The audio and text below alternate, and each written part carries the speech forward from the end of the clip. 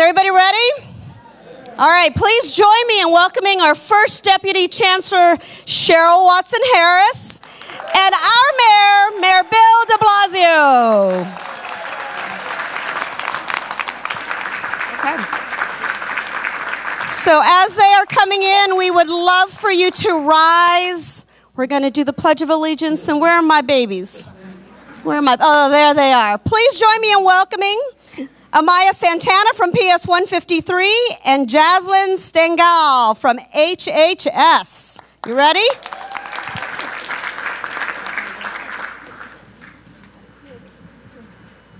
Lights are over there. Come on, folks. Thank you, Heidi. Choices. Yeah, choices. Choices. I pledge allegiance to the flag of the United States of America and to the republic for which it stands, one nation, under God, indivisible, with liberty and justice for all. All right, thank you. Great job. Wonderful. Thank you. Wonderful. Come on, you guys, give it up for our girls. We want to just acknowledge our two principals, Principal Bailey and Principal Riley. Thank you both. Where are you? There you are. Thank you so much for having us here this evening. We're really appreciative. We have three PTA presidents that are here this evening. So from PS 153, Aisha Bruno.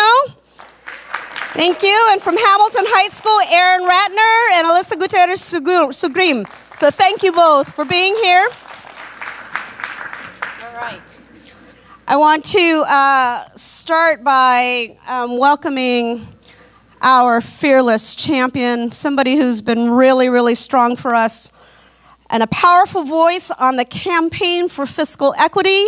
All of you know who he is, and he shows up, and he was one of the first electeds I met, and I'm so honored to be able to introduce you. Please join us in welcoming Senator Robert Jackson.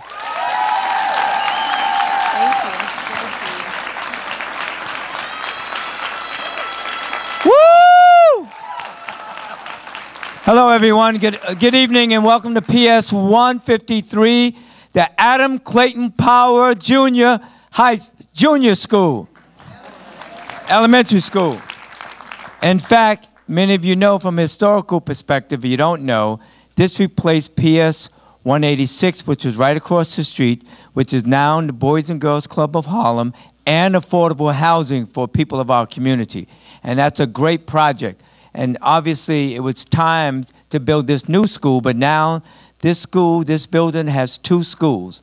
It has the Adam Clayton Powell Elementary School and the Hamilton Heights School. So, and it's working out well, partnership with two great principals, so thank you. But let me just say that I'm glad that the mayor is here in West Harlem in order to talk about the #1 issue, in my opinion, that's facing New Yorkers is education.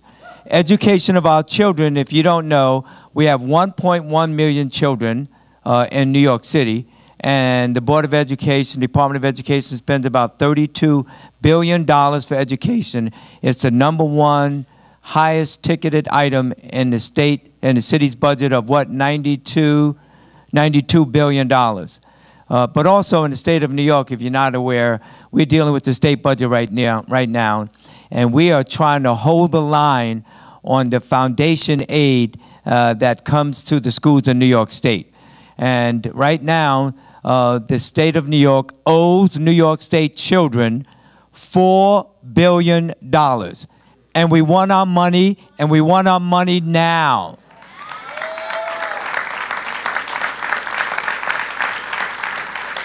And New York City is all about $1.5 billion. Now, I ask all of you, as educational leaders, as parent leaders, close your eyes for 10 seconds and think about if your school got another $1 million every year, or $800,000, or $1.3 million, what could you do with that? I tell you what some of the people in Rochester, New York, said to me.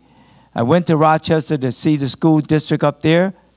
60% of the children that attend Rochester schools are black, about 25% Latino.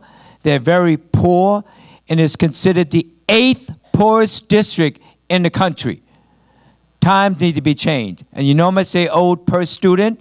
Approximately $3,000 per student is owed to Rochester, New York. New York is owed about $1,500 per student. And some people say, well, we don't want the money from upstate to come down to New York City. I said, well, if you had 1.5 million, 1.1 million children in your district, and you add up $3,000 per student, you will get more than New York City. Here's the bottom line.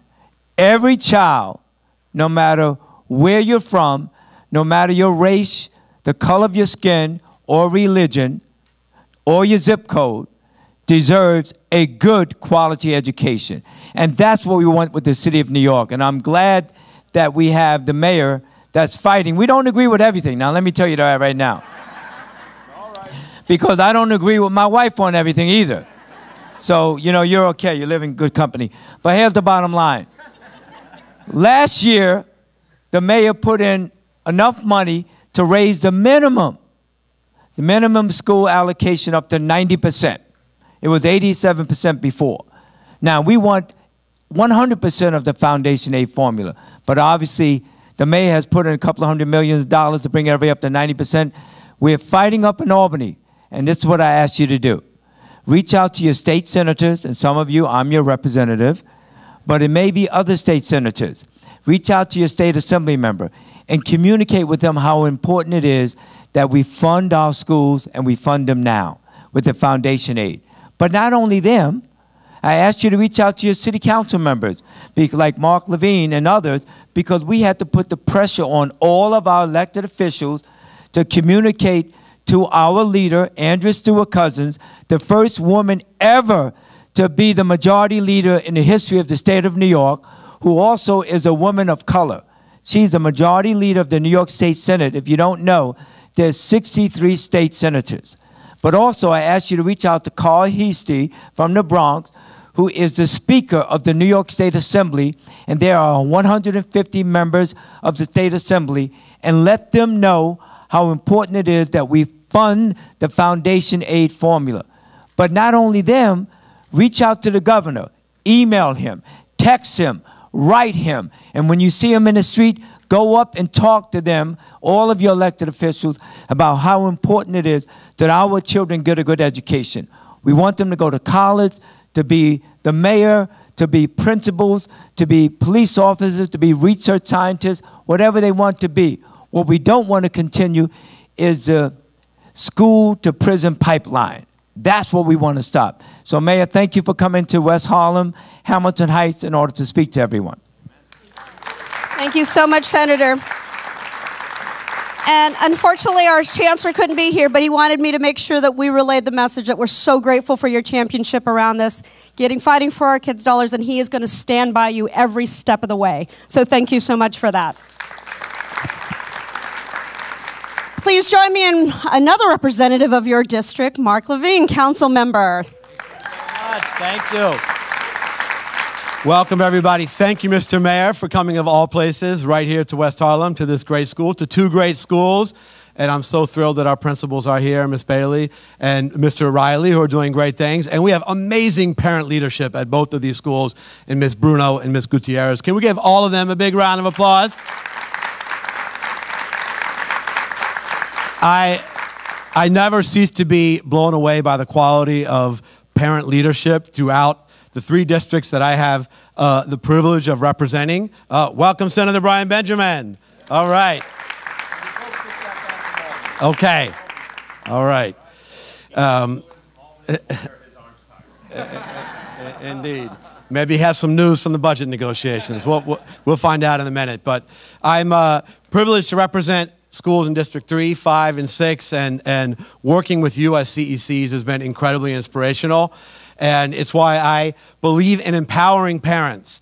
As someone who strongly supports mayoral control of the schools and renewing this. I consider this a top priority. We do not want to go back to the days of dysfunction and lack of accountability. We want to extend mayoral control. This is also an opportunity to find ways to empower parents. And there are some really good proposals on the table being debated now in Albany. And I know you, Mr. Mayor, have talked about this in detail, to empower CECs and parent leaders to have a true voice in the governance of your schools.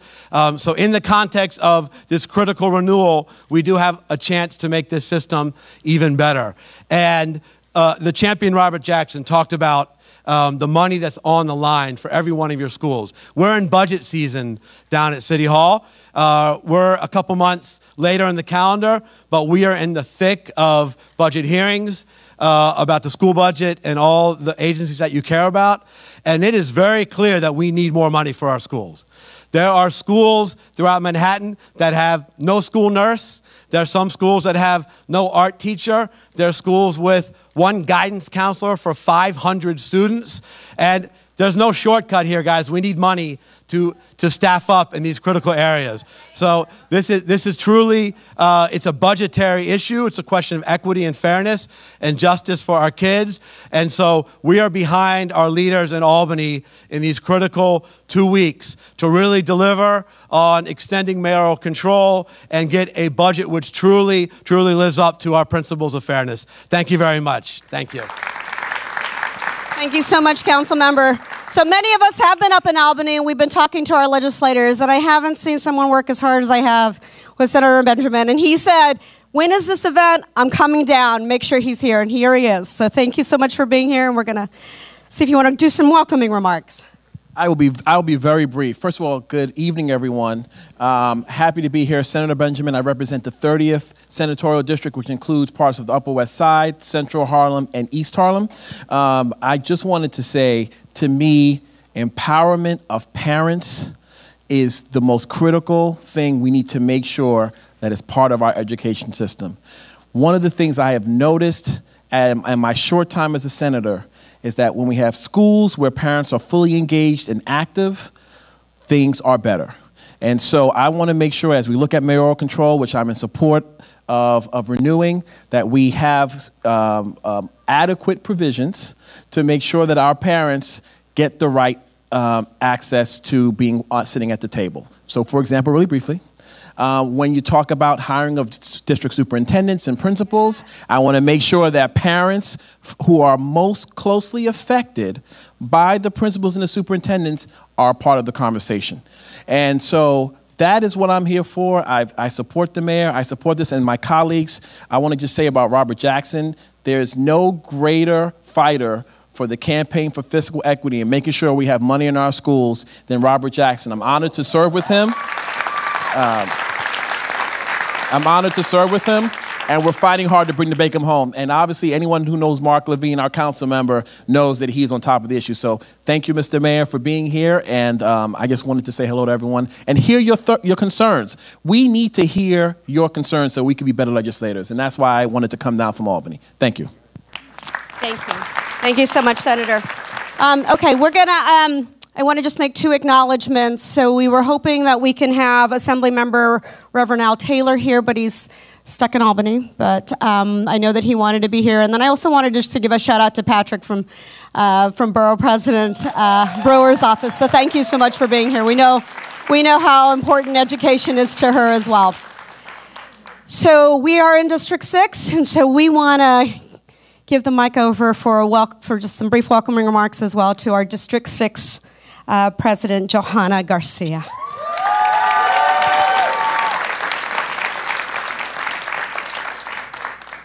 Hello to the elected officials. Thank you and welcome to District 6. I know that you're feeling very welcome, but most importantly, I want to welcome the parents of Manhattan.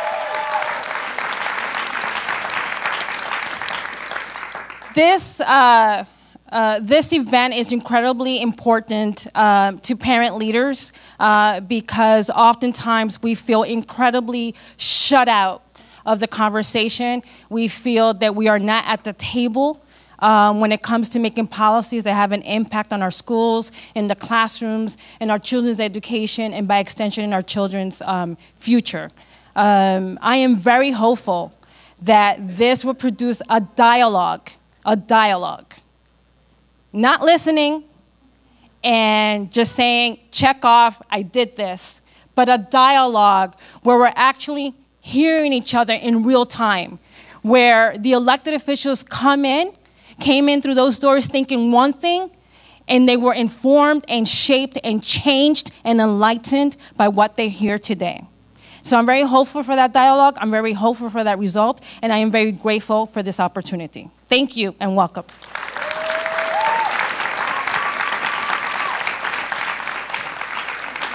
Thank you, Mayor. Thank you, Johanna.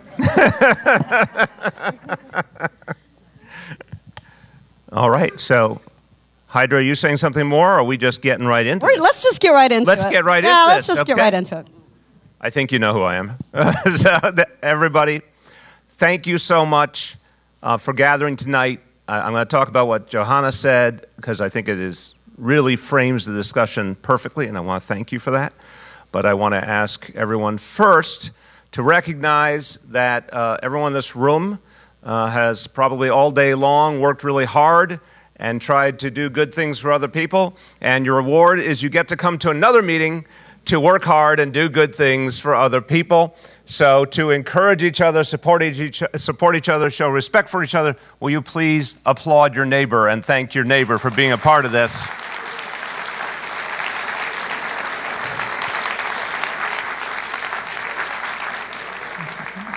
Johanna, I appreciate your leadership. I've watched the good works you do, and I really do appreciate it. It's making a big impact. And I want to pick up from the point you made, because it really defines something. It's great minds think alike, I think.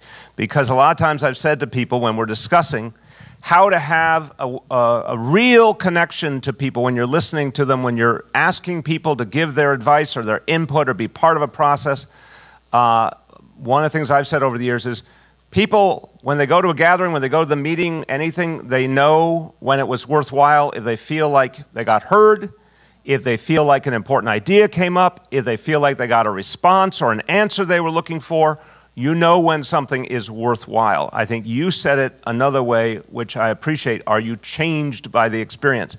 So I have had about 60 town hall meetings in council districts around the city, and then the chancellor and I have had this series of meetings with CEC leaders and PTA leaders around the city as well. We've had also a meeting with CEC presidents and officers. And every meeting has produced in me a deeper understanding of concerns that people are trying to get addressed. And every meeting led to specific actions, either for specific schools or in many cases bigger changes that we need to think about. So I want to tell you from personal experience that the standard you are holding, in my view, is being met, because everyone here is listening, learning from the experience, sometimes hearing things we don't like, and I want to be clear about that. We're stewards of this vast school system, 1.1 million kids. I guarantee you there are some beautiful, amazing things happening, and I guarantee you every day there are some things happening that we say, wait a minute, that wasn't the plan. That's not the way we wanted it to be. Someone's got to fix that.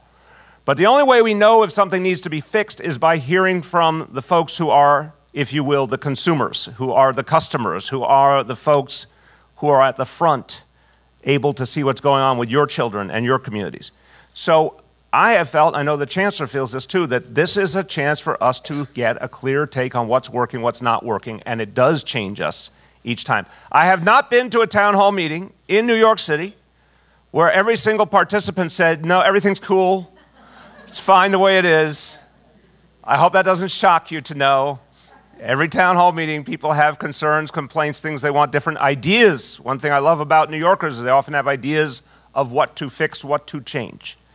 This, again, is what we're going to see tonight. I think you'll be satisfied that this is a very interactive experience where something actually really does happen. And there's a lot of follow-up after as well on the things that come up tonight.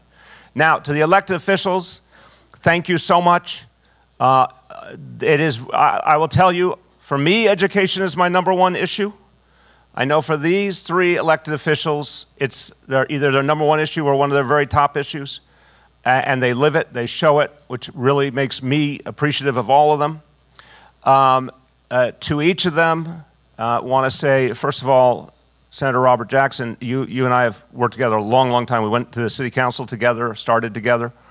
And Robert said at one point passionately in his remarks, you know, Albany needs to give us the money. They need to give us the money right now.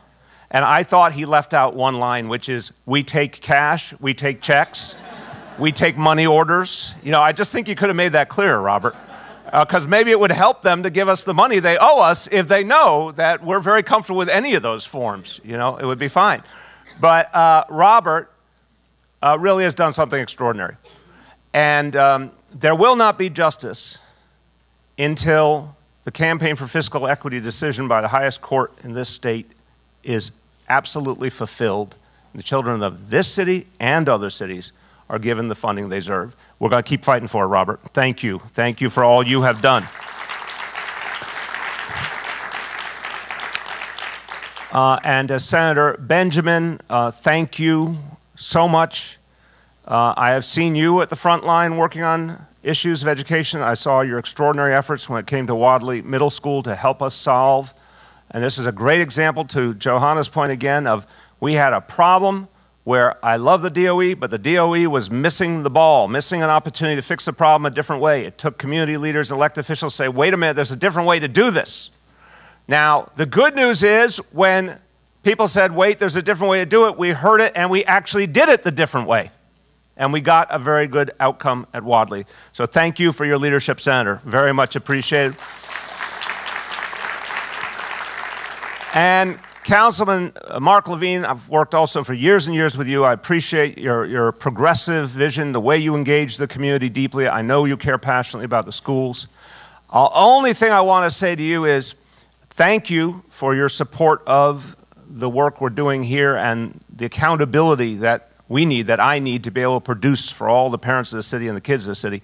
The only thing is I want to educate you, with great credit, has said the old terminology was a little flawed, and that mayoral accountability is a better way to say it, and I agree with him 100%. Mayoral accountability, because that makes very clear, I have to produce for everyone in this room. If you don't like something, here I am, let's talk about it, and let's see how we can fix it. But with that small correction, I thank you, and thanks everyone. Let's everyone thank Councilmember Levine for his good work.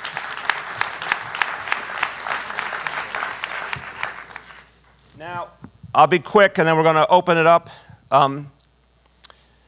The first thing I want to say, in terms of the role of parent leaders, so I was a PTA member, and then I was a school board member back when we had school boards under the previous system.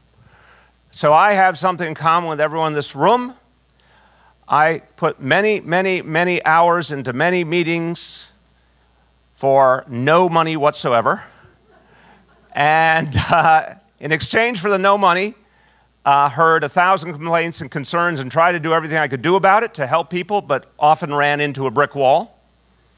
But I still knew as a parent leader and as a school board member that my fellow parents appreciated knowing someone had their back and was trying to fix things. So to all of you, I know it is not easy. I know sometimes it's very frustrating. I also know that you're probably having more positive impact than you realize sometimes. But I want to say thank you to everyone. It is selfless work. It is crucial work. It makes a huge difference. I want to thank you for that. And I mean it because I lived it too. When I say to you also that education is my number one issue, it is not something abstract to me. I can only say it about one issue. You can check my record. It's the only one I'll say it about. Because when I was engaged on these issues, I saw that literally, to my mind, everything else that has to be in our society, our entire future, is framed by education. And we have a long way to go, but I've also seen a lot of progress, and it gives me real hope. As a parent, as a public school parent, so I have a little historical distinction. To the best of anyone's research, first public school parent with a child in public school to serve as mayor of New York City in New York City history. So But that helps you to understand why I brought a different perspective. And it helps you understand why this notion of doing these meetings is natural to me and positive. And it's something I want to be very clear that it's not just this year. The Chancellor and I intend to have these meetings every year because we think they're very important. We think they're very helpful.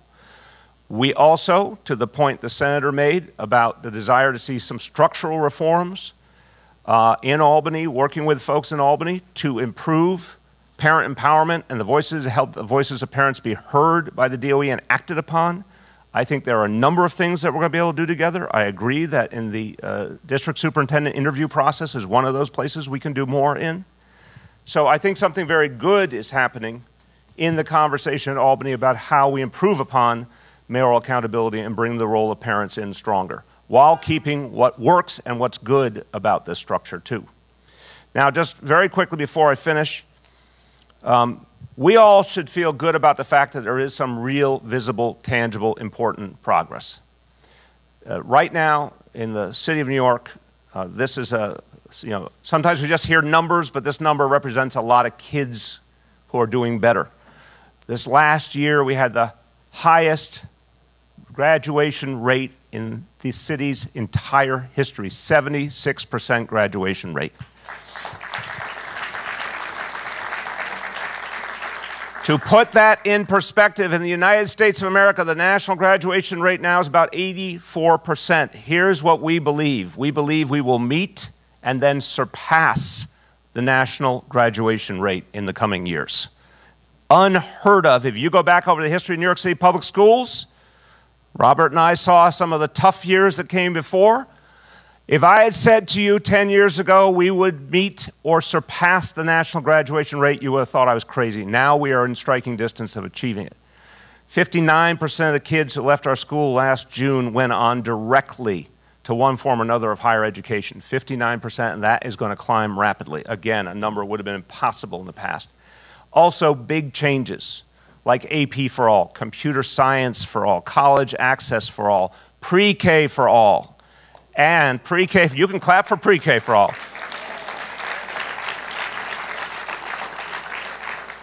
And my personal new favorite, if you loved pre-K, you'll love 3K. 3K.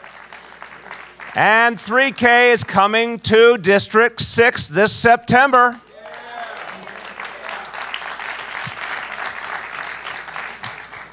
So we're going to open up this discussion.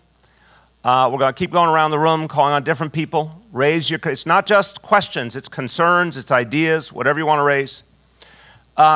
It may have come to your attention that the Chancellor is not here. The Chancellor has some kind of stomach bug or something hit him in the last hours before this meeting, so he is down for the count. The First Deputy Chancellor, Cheryl Watson Harris, is with us.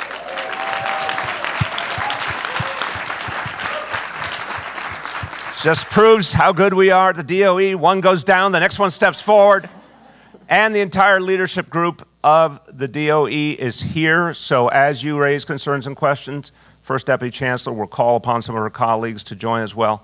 But for everyone, again, a real profound thank you for all you do and for being a part of this. And I welcome the dialogue this evening. Thank you, everyone. Great. Thank you, Mr. Mayor. All right, so we're going to start with Naomi Peña from District 1. Thank you. I just want to say thank you to the mayor for engaging conversations with us. We're greatly appreciative and hope that this will be one of many forums for us to engage in conversation. I wanted to bring to your attention something that has been a thorn on our side for a long time. And I brought some visuals. This is legitimately just 2 months of flyers from charters that I get.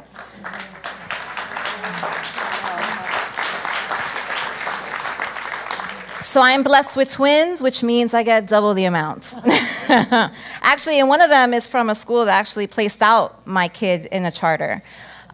So one of the biggest thorns is that I never signed up to be on these mailers. there's no way for me to opt out. I can't, there's no do not call list on this. And when parents don't know, but when you get this mailer that says, hey, be on our wait list, this is exactly the argument they use when they're vying for space in our public schools. And parents don't know that. They just know this, you know, there's a Hebrew school that can teach my kid Hebrew and it's a charter, let's do that.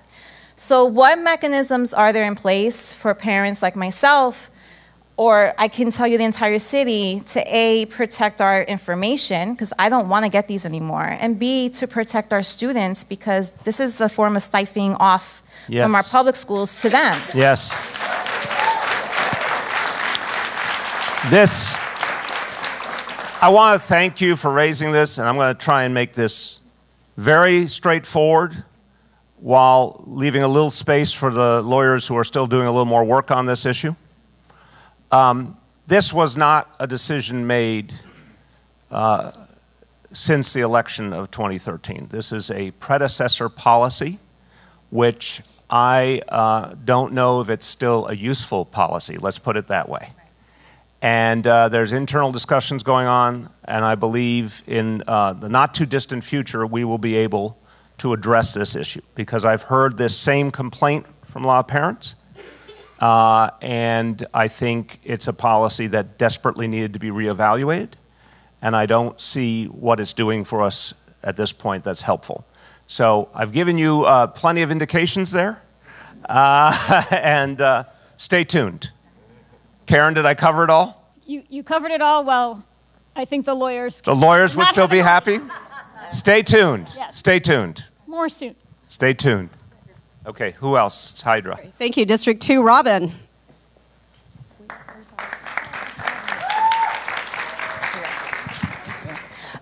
This might seem like two topics, but they both fall under equity and access. All right, we'll take it. In District 2, we have a large number of students in temporary housing, and just by the luck of the placement of the housing and the schools that they're zoned for, they end up attending schools that happen to be schools that aren't as well resourced. Their PTAs don't raise as much money as some of our other schools in our district. As you know, there are many schools in our district that can raise upwards of $1 million, and certainly high six figures. There are schools in our district, wealthy schools, that they come to president council meetings, they contact us directly, they want to be able to do fundraising for other schools in the district. Voluntarily, but there's a real strong will, and chancellor's regs don't allow for that. And I want there to be, and we want in District 2, would like there to be flexibility for chancellor's regs to allow schools to do fundraising. Can I understand the question on this point? You're saying chancellor's regs do not allow one PTA to help another PTA? Correct. Yes. Okay. Okay, what the heck? Yeah. So you've already raised that. What is this? Is this the anti-kindness provision of the chancellor's regs? What is that about? Yeah, thank you so much for raising that. But I don't want this to override my second part. We won't lose you. We won't lose you. So I'll just wait. Let's do this one. You keep standing there. You're not going anywhere. Go ahead. We appreciate that question. We're going to invite our Chief Operating Officer, Ursulina Ramirez. This will be a very entertaining answer. Well, maybe not so much, because I want to look into this, because I did not know that was our current policy around donating to different schools, so I will look into it right away. And I don't understand from the mayor's perspective. If you think about it, it's just, why not let other people be nice? Right. And help their brothers and Okay, sisters? by the way, this is a very refreshing moment. Yes. Because Ursulina Ramirez is the chief operating officer of the entire school system, and she just said, why not let other people be nice? Yes. That didn't sound like a bureaucrat, did it? So try not to. Let's see if we can fix that rapidly, because I think we have been saying to other organizations like the Parks Conservancies, we've been saying to the ones that happen to do better financially, share with the ones that don't have as much. We just announced a plan with the Metropolitan Museum of Art where they're charging tourists a higher rate to take some of those proceeds and give them to other cultural institutions that have less money. Why on earth would we not let a PTA with more money share with a PTA with less money? It makes no sense. Let's see if we can fix that really quickly. Okay. Thank you. Go ahead. Thank you. Yippee. The Chancellor has remarked on the interplay between screened admissions and inequitable access to certain schools and programs. Many parents in District 2 have been advocating for years for a shift away from the assessment, sorting, and selection of children, and have found those remarks and actions in other districts very heartening. However, the same words and actions have been a source of concern for many District 2 parents who believe that the tremendous academic successes in the district come from these traditions, and that efforts are better focused on replicating the successes where needed. The lack of clarity from the top is leading to perpetuation of our status quo, not as an active choice, but out of indecision. And this creates impatience in some parents who are eager to see change, and anxiety for other parents who are comfortable with the way things are and don't know what's coming down the pipeline. And so we're seeking concrete feedback that can fill this vacuum of information. So I'm going to turn to the First Deputy Chancellor, and she can bring in her colleagues. But I have to say, a very helpful question, because it's bringing up a lot of stuff people are talking about and need to understand. I lovingly disagree with your characterization on indecision. I would actually say there's been very systematic decision. Because I get asked this question all the time: how have we approached diversification, desegregation, whatever phrase you want? And we had to do it step by step. It's just the honest truth. When we came in here, the focus was not on these issues first. I mean, I just want to be open about it. The focus was on early child education. The focus was on trying to address what we saw as tremendous disparities in school funding. There was a host of things that we thought, professional development, we thought we had a huge gap on. We had to fill a gap with really big structural things. Obviously, what we were trying to do with schools that were struggling. And the whole debate in this city, which really in 2013, 2014 was not about diversification, desegregation, started to emerge more in this direction. And we needed to figure out models that would work, which is why I want to say to everyone in District 1, District 3, District 15, if Brooklynites were here, that the grassroots work in those districts actually became the city model on one type of effort. And then, obviously, because I like to do things that are absolutely uncontroversial, we put forward our specialized school plan, which has actually occasioned a very honest and important debate in this city. And then we started to raise the point about the changes we have to make in the screen schools. But it's not indecision, it's actually sequencing, because there's a lot to do, and we have to do it well, and we have to do it carefully. One of the things I think became a very important discussion in District 3, for example, on middle schools was this very point. How do you create more diverse classrooms and keep the consistency of what's been good about each school academically? Those do not have to be opposed concepts at all. But I understand why people worry they might be, and we have to build a framework to show how we're balancing all those needs. And that's not something you just snap your fingers and do, but it can and will be done. So we're going to be making more moves on screen schools for sure, while making sure that we think they're going to be academically sound moves at the same time. Take it away. Thank you, Mr. Mayor. One of the things I would like to share is that I'm also the mother of 3 New York City public school students. And our commitment is really ensuring that we have a great school for every child, and that includes going to school with children of diverse backgrounds. And as the mayor has shared, we've had some successes in these efforts throughout the city. And I would like to invite my colleague, Josh Wallach, to tell us a little bit more about that. Thank you. So I support early education and student enrollment, and I've worked with many of you on these issues. I would just add very briefly that this mayor and chancellor have made some resources available for districts and communities to work together on plans for increasing school diversity. Those are available now, and I think what we've learned is that when those plans come from communities and school leaders and elected officials and other stakeholders, they're more powerful and built to last. And so we look forward to partnering with you on that, and those opportunities are available now, and we should talk more after. But I'm saying give your formal title too. Deputy Chancellor for Early Education and Student Enrollment. There we go. Thank you very much. If anything goes wrong with any enrollment for anyone, he did it personally, okay? There you go. So each of our leadership, as you come up, please give your full title just so everyone hears it. Okay, who's next? All right. So, and we did introductions before you came in, sir, so everybody Good. knew who, okay. we've already I didn't know taken that. care of that. Yeah. I'm trying to be informative here. You're just... He's trying to blaze that name into people's brains so they know where to go. All right, our next CEC president is Kim Watkins, District 3. All right. Hi. Good evening, everyone.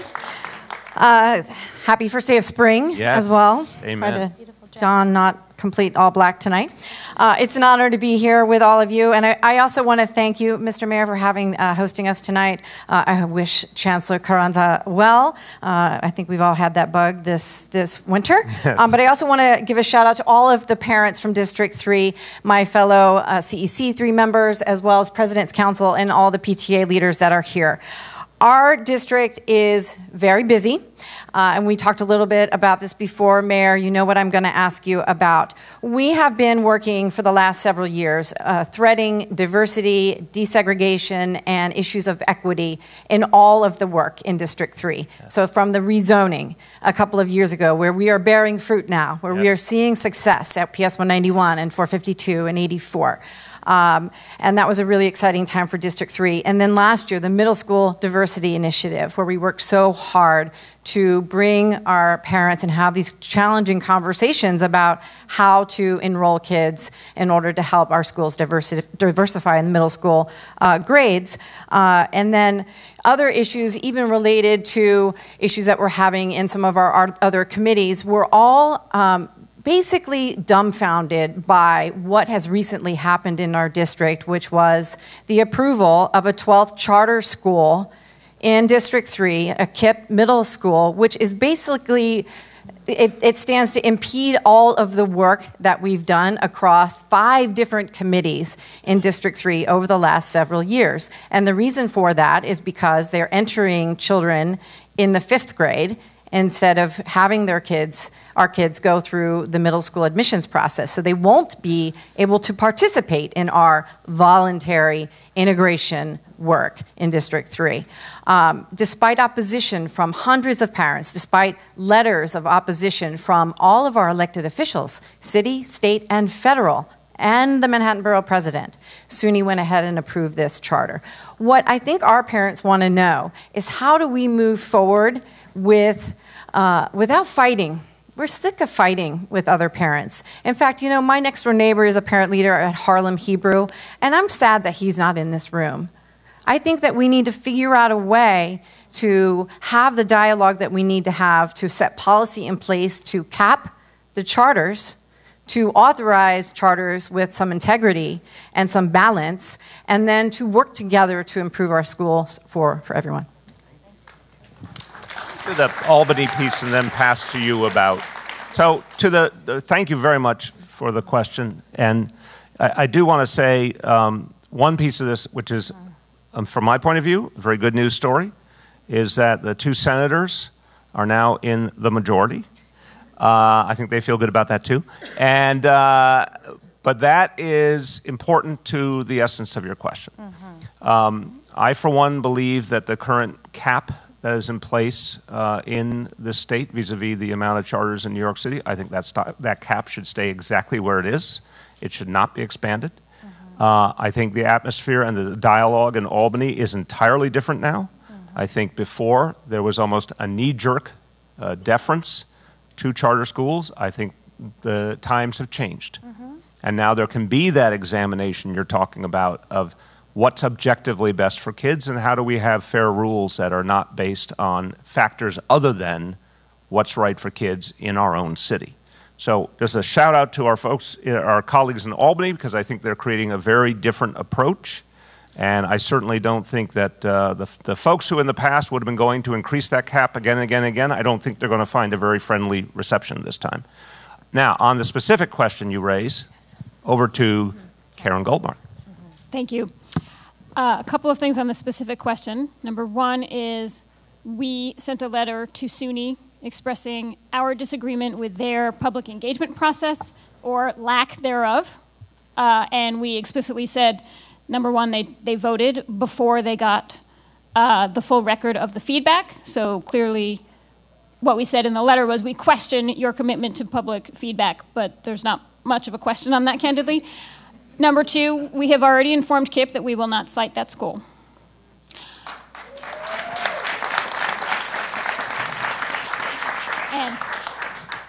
And that's pretty much all I have to say. Sometimes it's okay to have 2 points. You don't have to have 3. How's that for an answer? Are you okay with it being 2 points? That was good, right? Well, doesn't the law still allow them to find... No, wait. You're missing my point. I thought you'd like I thought you liked that the 2 points were pretty definitive.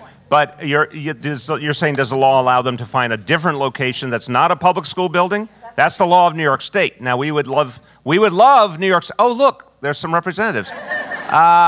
We would love New York State to, going forward, reevaluate those laws so that the city is not forced to constantly pay more and more and more to charter schools when we don't have enough money for our traditional public schools. So that's something that actually could change in Albany. But Karen will finish it out. There's not a siting in a public school building. Correct. What do they do now, just so everyone understands? So there is this 2014 law, and to be fair, none of the electeds here tonight voted for that law because they were not there.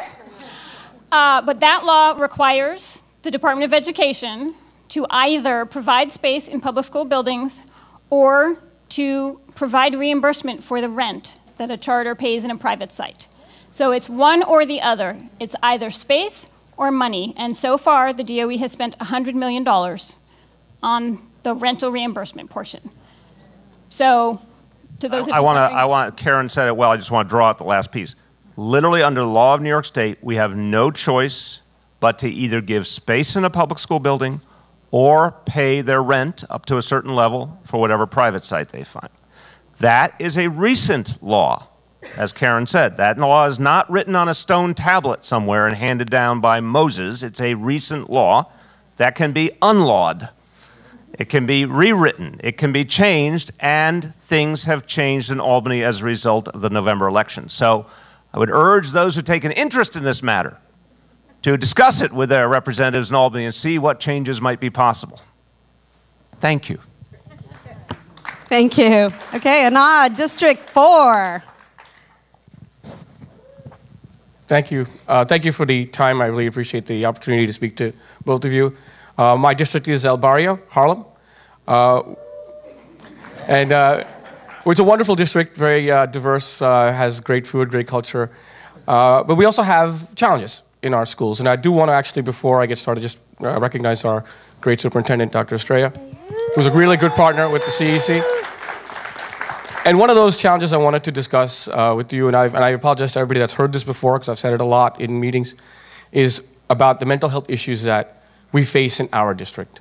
Unfortunately, in District 4, we have some of the highest negative outcomes in terms of the mental health issues that people are facing. We also have higher rates of incarceration, higher rates of drug abuse, higher rates of physical abuse at home. These are unfortunate things that they happen, and they affect the children that come to our schools on a daily basis. And what we're noticing is that from the data, the proficiency rates are at 3rd grade to 7th grade start to drop versus the city average. And we believe that if we're given mental health counseling in each school in our district, we can start to alleviate some of the issues that these children face when they come in. Because we believe that there's an impediment to learning when these children come from challenging situations. If they're given the opportunity to maybe talk those out, given an opportunity to maybe have some therapeutic session before they start learning, perhaps those outcomes can be changed. And I've been talking to people about how we can address this issue, and it really comes down to funding, unfortunately, which is why I'm very happy to see our state elected officials here. We need your help. We need you to talk about this in Albany, make it a priority, because what's happening in our district is that schools are closing. They're getting relocated, they're getting closing. And of course, with charters, there's a lot of charters in our district. We have the highest amount probably in the city. So, or close to it. Close to it. Sorry about that. Close to it. Close to it, yeah. I shouldn't say that to 5, that's true. But that's just a symptom of the problem. The problem really is I think we want to make sure that these children are prioritized in terms of their ability to learn. I know they're being judged on the proficiency rates. They're being judged on the ELA score and the math score. And it's going to be hard for that to change if they're not able to get the help they need to be the best students they can be. And we really need your help for that, to advocate in Albany, to get that budget to... So I'm going to do the Albany piece, and then Cheryl, thank you. Cheryl, Sean, you can speak to what we're doing. So But one part of this, sometimes money actually is part of the answer. I agree. And I do want to say a thank you to both senators, because even though the budget's not done yet, I know the Senate and the Assembly are really pushing back on the governor's proposal and working to pump up the amount of education funding that will help us immensely. And just one other quick point, that campaign for fiscal equity, as I said, we can never let that idea die. It doesn't, we want it to be achieved in the here and now, but even we can't get it all achieved in the here and now, to keep making progress and never let that idea die until the day it is complete. But the good news is these individuals and their colleagues are showing us some real progress as we speak. First Deputy Chancellor, why don't you talk about what we're doing in the here and now with the Deputy Chancellor on the issues facing that district, what we can do to help address some of the mental health challenges. Yes, and I just want to thank you again, sir, because we have spoken about this before, but thank you for your commitment and your advocacy on this issue. And I would like to introduce my colleague, Deputy Chancellor LaShawn Robinson, to tell you more about what we're doing. Thank you so much for that question, because mental health for all of our young people is very important. In Manhattan, we have 54 mental health clinics and 135 mental health consultants through Thrive. Very important work. But let me also say that every day in our schools, we work to address mental health from a proactive stance. And that's through social emotional learning, where we work with families and young people to understand self-management, self-awareness, relationship building, pairs with each other, pairs with adults, responsible decision-making, because the trick to mental health is to start early or to be proactive so that we're not waiting for an incident to occur, so that young people are learning critical skills so that they can persevere through challenges. And we know in an urban school setting like ours, that I have a 15-year-old in our public schools, our young people have challenges. My own son came home and said, "Mom, I would like counseling." And that's because we're norming mental health for our young people. And I must give credit to Thrive. If you go into our school communities, you'll see posters saying, "There's help all around you. There's help all around you." And we want our young people to know schools are safe, nurturing environments where we're looking forward to taking care of the whole child, including mental health. So LaShawn, I want you to take it to the specific level, a little bit more, excellent overview, but for District 4, if there's a concern about needing more services in mental health, how do you go about assessing that and acting on that? Absolutely, absolutely. So if you need more specific interventions, if you contact me directly, I'll come out and do a full assessment of your school. I'll look at the resources that you have and ensure that you have the support that's required for your children in your school community. I didn't hear from you, and I would love to. All right, thank you. Thank you, LaShawn. Dr. Canton, District 5. I don't know if that's a good or bad yell, but I have a two-part question. And so I must first start with, as a mom of 6 African-American sons, 4 of who are learning different, I don't call them disabled. In our district, we have a large amount of kids who have special needs. And across the city, there is, I would consider an epidemic around educating boys of color and dealing with children with special needs. And I would like to know, does the DOE have a special initiative? While we know the president has My Brother Keeper, and we all do a lot of work around My Brother Keeper, I would like to know, is there a special initiative that is focusing on those children with special needs who are falling far behind, and boys of color?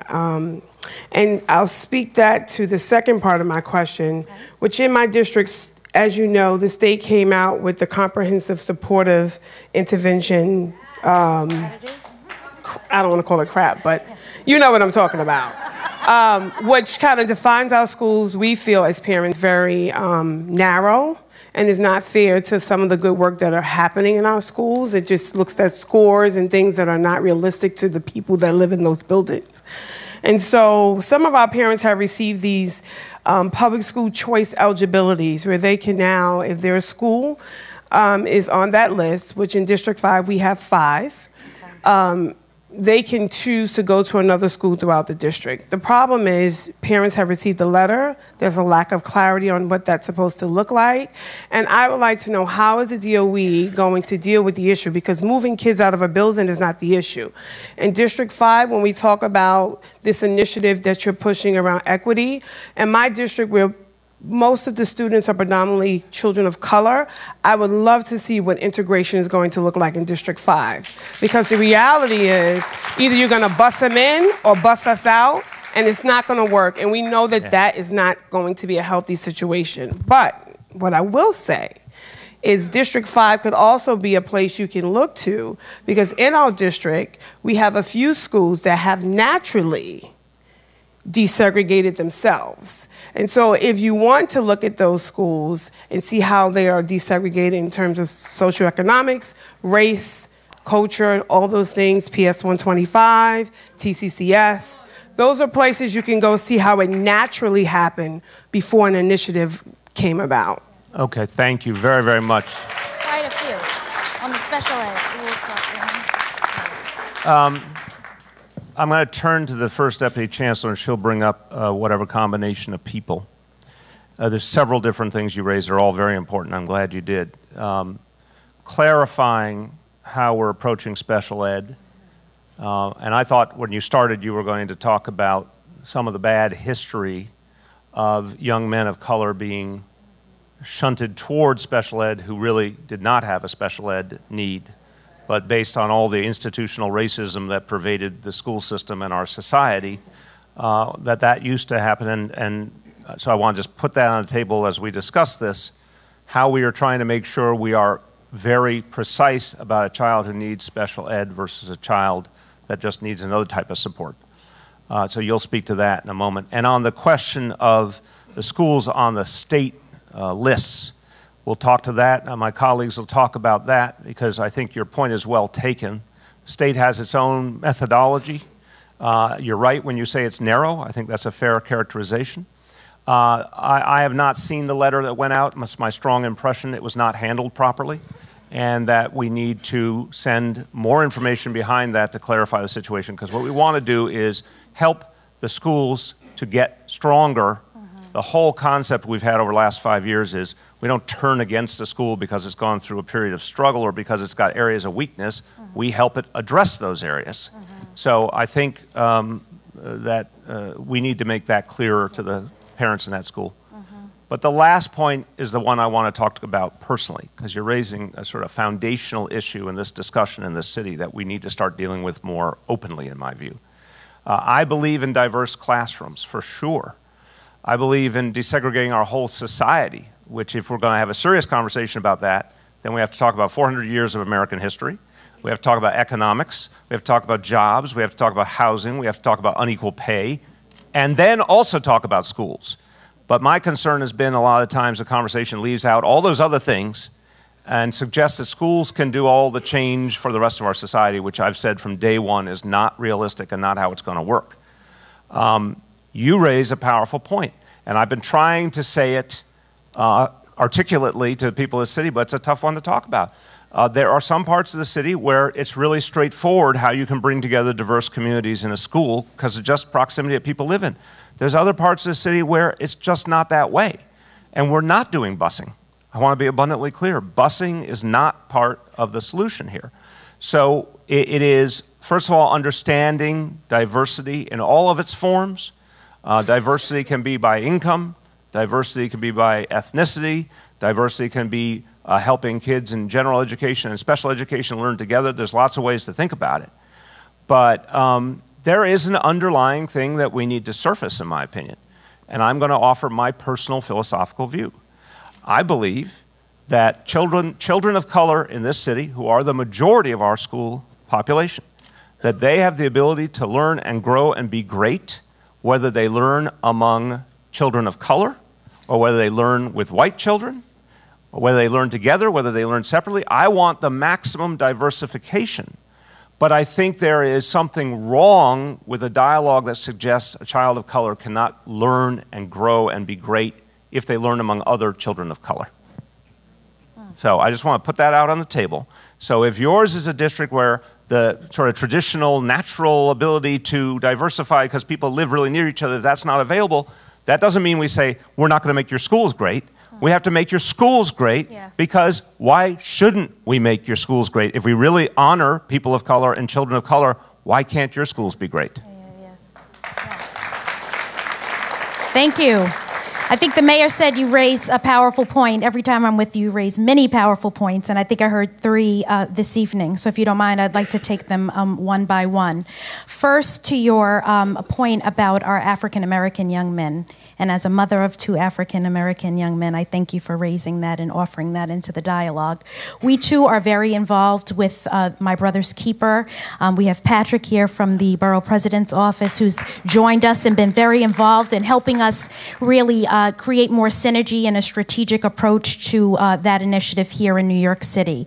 But what we believe is that we have to attack this right with the instructional core in the first dose of instruction, and ensuring that what our children learn really is representative of their culture, their learning styles, etc. So with that, I'm going to introduce my colleague Linda Chen, who's our Chief Academic Officer, to tell you a little bit more about the work that we're doing there, and she can follow up with you as well. Good evening. Thank you for raising that very critical issue, and it is something that we are looking at, not only in special education. I want to echo my colleague's point. It is in 2 ways we are addressing these issues, and you're absolutely right around the overrepresentation of our students of color, in particular African-American boys, in disabilities, and particularly in the area of emotional disabilities. And those are things that we are looking at every day. But beyond the numbers, I would say 2 broad pieces that we are working very strategically at. One is around core instruction. Part of the work that my colleague LaShawn Robinson has been doing is around implicit bias. We want to make sure that our teachers understand that sometimes we as individuals walk into a classroom with certain things that are unconscious to us. So we're waking that up so our teachers understand, but better yet, we also want to equip them with the skills to think about how do we engage every learner in front of us. So it's 2-pronged. It's around instruction for every student and knowing every student well and what motivates them, what interests them. And secondly, it is also around when referrals come up, how do we work alongside our superintendents and principals to make sure teachers are equipped with the skills and the resources to help every student, and look very critically at when there is a need for special education, then we also will make sure that those students get their services and they're identified appropriately. Great, thank you. On the CSI letter that went out, the schools that were identified on the state list, as the mayor said, I think we can own with some full transparency that that letter went out prematurely. And so now we are in a process of trying to fix the situation. What I will say is that our entire team has been working very closely with all of the principals in the school communities of schools that have been identified with this label. One, to ensure them that we will be their partners in terms of their support system and prioritizing these schools with all of the coaching and other supports that they will need to get off of this list.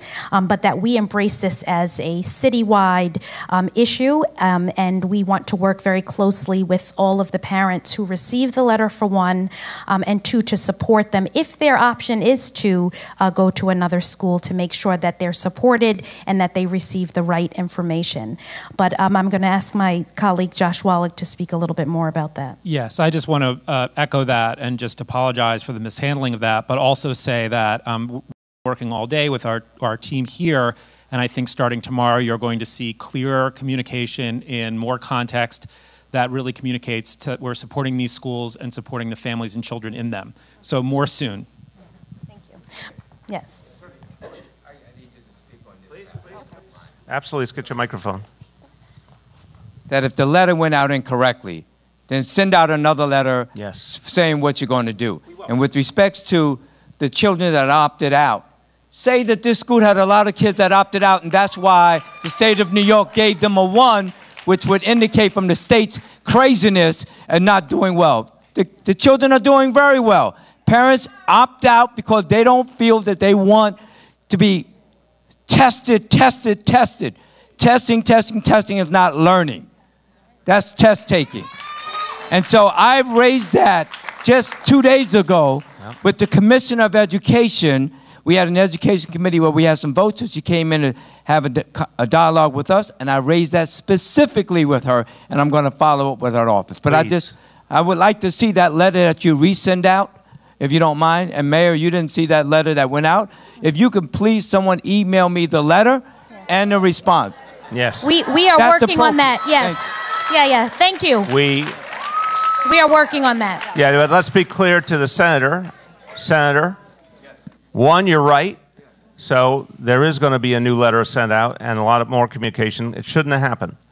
Two, I really appreciate you intervening with the state education department, because you and I share a lot of the same views about high stakes testing, and there needs to be a look at a broader assessment of how a school is put on one of those lists. We're going to keep working with all those schools no matter what, but if we could fix it at the Albany end where it begins, it would be all the better. So thank you. I know you are. Thank you. Good, thank you. Okay, thank you, Dr. Canton. So, Johanna, District 6. And so for those that, just as a reminder before Johanna speaks, we're going to start right after Teresa going to the buckets. So if you had your ticket put in, we're going to start pulling from there, and we'll start going around the room. So, Johanna. Thank you. My question, by virtue of being District 6, is a hodgepodge of what's been echoed many times, so I thank my colleagues for bringing up so many important issues. But I'm going to center it around us moving as a city towards educating the whole child. And I think that testing and the focus on testing really takes away from fully supporting our children in our schools. And when I hear about funding, I think about, if we get funding, is it going to go towards test prep? Is it going to go towards books to make sure that during the vacation our kids are filling in bubbles? And let me just say that if the cure to cancer and solving world hunger was one of the questions of a multiple choice question, we would have already solved it. So clearly it doesn't promote critical thinking. But in speaking to where I want to go with the question is that when all these conversations about desegregation, the questions about protecting public school from charter schools, from the charter movement, if we continue propping up that test scores are a good, accurate measurement of the quality of education the school is providing, then we will never, ever be able to stymie the exodus of kids going to charter schools. So my question is, if we're really talking, having an open conversation about moving away from that and protecting public education, how can we do that if we continue to emphasize 4th grade and 7th grade test scores when it comes to the admissions process? It is something that we have to change. It is something that I find very contradictory when we talk about desegregating, when we tell parents, hey, it doesn't matter, we want to bring everyone together, everyone should be in the same classroom, in the same schools, but then we have parents trickling down to kindergarten, making sure that they invest in test prep so that those 4th grade scores and those 7th grade scores get into the quote-unquote good schools.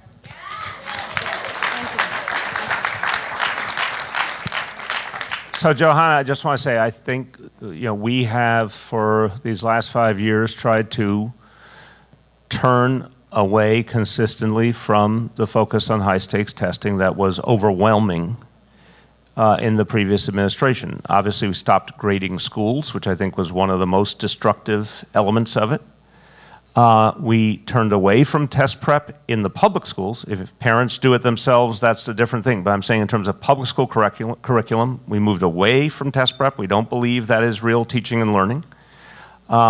We are consistently changing the admissions process to look at multiple measures.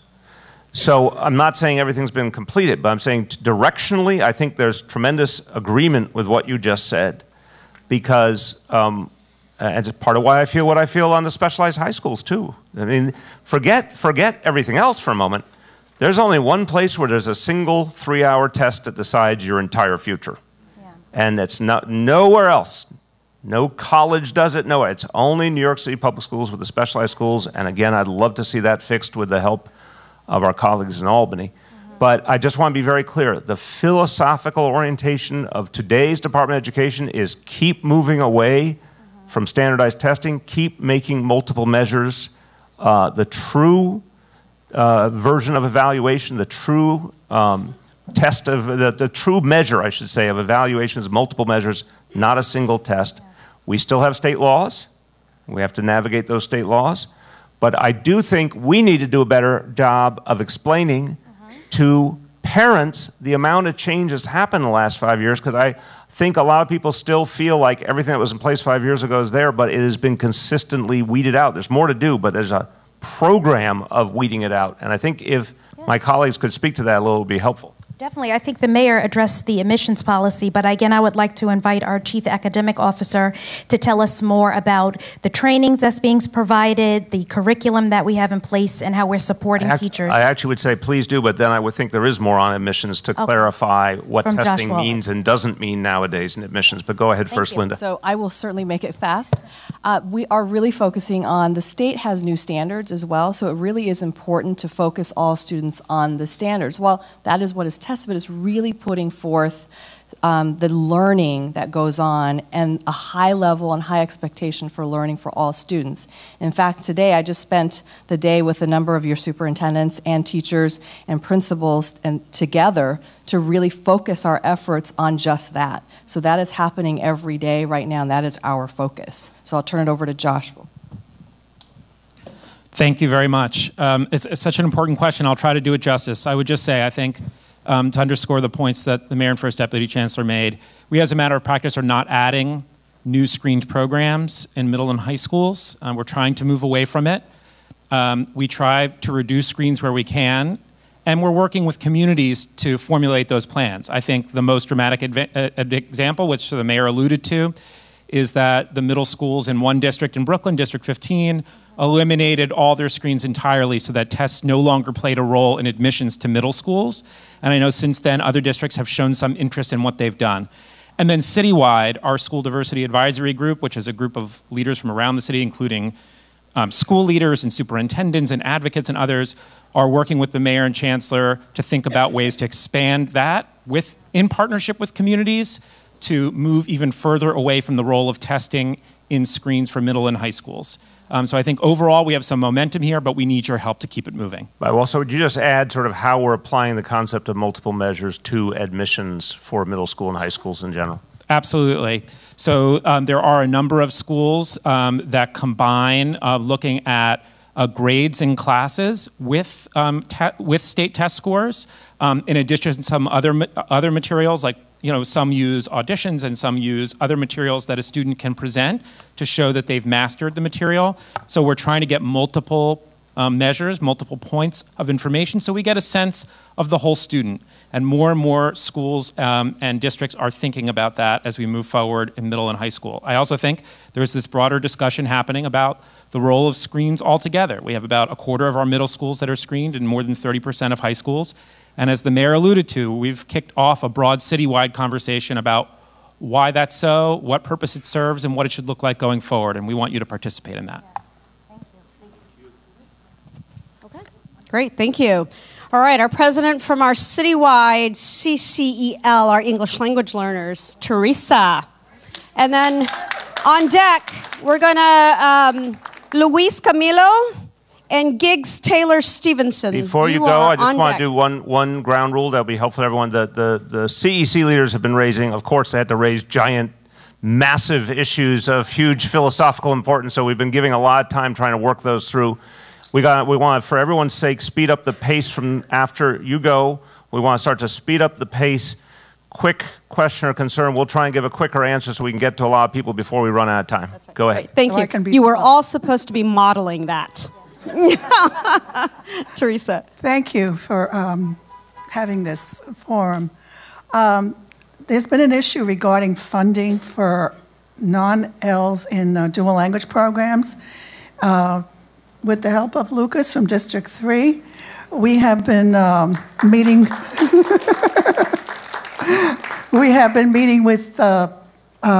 Councilperson Levine's office and with Education Committee Chair Traeger from the City Council. And it's been a problem because they need more resources, more books in different languages. And we, towards that end, and regarding dual language programs and how to maintain them, how to expand them, yesterday we met with Linda Chen. Okay, right tell us what your point is. Okay, we have, we met with Misa and Linda and other people from the DOE, Hydra too. We are forming a committee, working group comprised of parents, staff, academicians, CBOs to work on maybe marketing the advantages of being bilingual, you know, with the advantages of dual language programs, because the charters have money to advertise, but very few people are aware of the advantages of knowing more than one language. So we are looking forward to working with Linda and Mirza and Hydra and everybody else. And, you know, I think it's something that has been needed, and we look forward to it. So also, I just want to do some lobbying with Senator Jackson and Senator Benjamin regarding the law. We want to have more L parents participating on the CECs and the Citywide Council on Ls. And we're trying to get the law changed so that any parent who's been an L can participate, because we have a hard time finding parents who are eligible to serve. They want to serve, but then their kid passed the test. They can't participate. All right, So, well, maybe Albany will act. Good. All right. Thank and you, just Teresa. to say, the notion of us better promoting traditional public schools and all the very strong things happening, powerful things happening, like the dual language programs, which are really, really popular. So again, we're going to address the mailings that we talked about earlier. But on the other side of the rainbow, we should be doing very, very different, much better work to promote all the exciting, positive things happening in traditional public schools. This is a conversation we've started having with the leadership team here. DOE has kind of historically sucked at this, if I could use a specific term. You know, we need to, sorry. But Hydra, this is one of the reasons we brought Hydra in to rethink the entire way the DOE communicates to parents, including telling parents what's working and what's positive that they may want to be a part of. Yep. And I think if we do that systematically, it will really give people a sense of the true options that they have for their children. Yep. Okay. Yep. So definitely, we are working on, I mean, you guys all know the many things that we're all working on together. So Luis, and just a reminder, brevity is your friend. I just make it brief. I have a question. The school day is about 6 hours and 20 minutes for the average school. And is there a way that maybe that could be augmented by maybe one school period? Because some kids may, you know, benefit from actually having a longer, you know, day. And some parents actually who maybe work. Right. Is there a chance that could happen in the future? I'm going to pass to the academics and say there's a chance, but it costs a whole lot of money. There is something to be said for it, for sure, but it would cost a whole lot of money.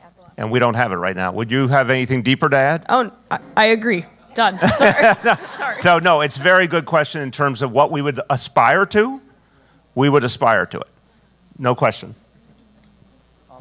The reason I asked that is because a lot of the charter schools, like the CC President 1, they actually use that as, you know, to of course, kids because, you know, it's and it's the whole charter school conundrum, because they often have additional sources of money that public schools don't have. But is what you're saying possibly part of the way of the future? Yes, it's just not something we can do right now, is the honest truth. Great, thank you. Yeah. Gigs, and on deck, John Keller and Lynn Andrews. Raise your hands. Thank you. Good evening, everyone. I am the PTA president and co-chair of the SLT of the school the mayor actually mentioned, but Mayor, you did not mention the entire name. It's Wadley Secondary School for the Performing and Visual Arts. Okay. Wow. All right. I feel like I feel like I have to go to the back of the classroom. Not a problem. I've got to go write 100 times on the chalkboard or something like that. That's right. You should actually have brought in a chalkboard and made me write the full name. I should have 100 times. 100 times. Like Bart Simpson, you know? That's right. Last year, of course, we were in turmoil. I stood side by side, arm in arm with Senator Benjamin, was very instrumental in keeping us open. Yes. However, I believe the community was a little shortchanged. We were not as involved as we should have been with the choice of the new leadership. Technically, the parents knew about the leadership, and we brought that to the attention maybe 4 years ago.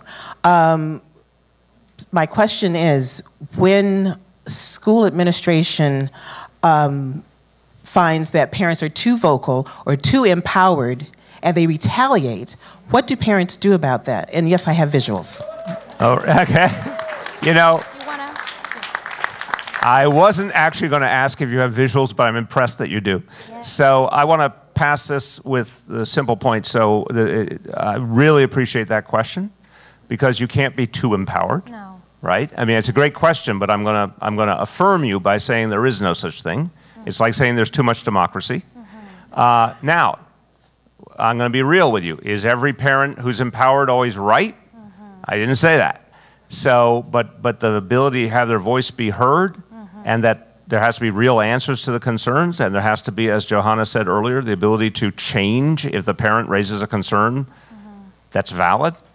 So this is a great question for leadership on if you, and this obviously would go through our superintendents. So Cheryl supervises all the executive superintendents and the superintendents. Yes. If a superintendent finds out that a principal is retaliating against empowered parents, what happens next? Well, thank you again, and I enjoyed working with the Wadley Secondary School for the Performing Arts last spring. And really, I have to say how much we learned from that experience and how that is the model for working with communities, and I think our elected officials as well. I would only echo what the mayor has said, that there's no such thing as parents who are too empowered. We are here because we value your partnership. We know that we work on behalf of you and your children, and that's why we've put together these types of town halls. I would like to invite up our Executive Superintendent, Reese Dunn, who's new to us. We're very happy to have brought him on board. He is the Executive Superintendent for your school, and I think that it's important that he shares his value around parent empowerment. Absolutely, thank you. Again, my name is Reese Dunn. Wadley is one of my schools. I 1000% reiterate raising those concerns, typically just on process. If it's not being solved at the school, it should go to our superintendent's office. Our superintendent for that school is Richie Centrone, who is here. And then after that, that's where I come in. And so I will come and actually visit, and we'd love to find out more and better understand what's happening, because obviously if issues like that are happening, we want to address it and figure out what's going on. So, Mr. Dunn, I'll follow up with you in person. Thank you. All right, thank you, Reese. John Keller. Two microphones. Well, first of all, thank you for being here, Mr. Mayor, and thank you to the leadership of the DOE, some of whom I've actually gotten to know and enjoyed doing so. And I would be remiss in not, I actually had a philosophical question, which I'll spare you. The only philosophical comment I'll make is that I'm very proud that 7 members of CEC D2 are here tonight, so this is actually technically a meeting at CEC D2. So instead of asking the philosophical question, I'll ask a very practical question. It was reported in the media today that Governor Cuomo has suggested that you change the admissions policy for the 5 specialized high schools that are not covered by Calandra, so that the state legislature could use your new policy to inform its deliberations on the admission policy for the other 3 specialized high schools. Do you plan to do so? And if so, when would you do so? So right now, I just want to make sure everyone understands why the plan is to try and get everything addressed simultaneously in Albany, because 80% of the kids in the specialized schools are at the ones that are governed solely by state law. So If we made a move, we would be missing the vast majority of the students affected. We also think, and this is something our law department feels strongly, that is far superior to have a single policy coming out of Albany for all of them, given that reality that most of the kids are in the form that's unquestionably governed by Albany. So look, I think there's a very, ultimately a very powerful, positive conversation happening in this city on this issue. I think a lot of folks saw the latest admission figures and were very troubled by them. And my hope is that once we get through the budget in Albany and go into the next 3 months of the remainder of the legislative session, there's a chance to have a dialogue on how do we move together on this issue. We want something that really respects all communities. Part of why we put forward the model we put forward was it was based on an actual experience somewhere else. It's the University of Texas model. University of Texas found that it had a number of high schools across the state of Texas that got almost no kids or very few kids into their university system. They decided that was unacceptable disparity. They came up with a different model for admissions to make sure that every high school in Texas had an opportunity to send kids on to higher education. It was balanced to keep their schools academically strong. They've been able to do that. And we're taking a variation on that and applying it here, where a single test is no longer the determinant. It's a combination of looking at state test scores, which are obviously given multiple times, and the grades a kid has in their middle school, and every middle school getting a chance to send kids to specialized schools. So I would say to you, we believe the simpler, better approach is to have the conversation in Albany and figure out how we can start to make progress. Thank you. Thank you, Mr. Mayor. Lynn Andrews. Hi. Mayor de Blasio, you have said you want to have a real dialogue about the specialized high schools.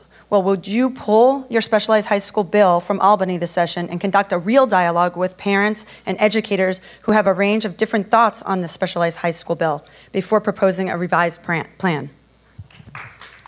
Thank you. I think the truth about how Albany works is that the vast majority of decisions in the remainder of the legislative session don't happen until, give or take, June 30th. So we have basically the entire rest of the school year to have a productive dialogue. We absolutely want to at another one of these gatherings.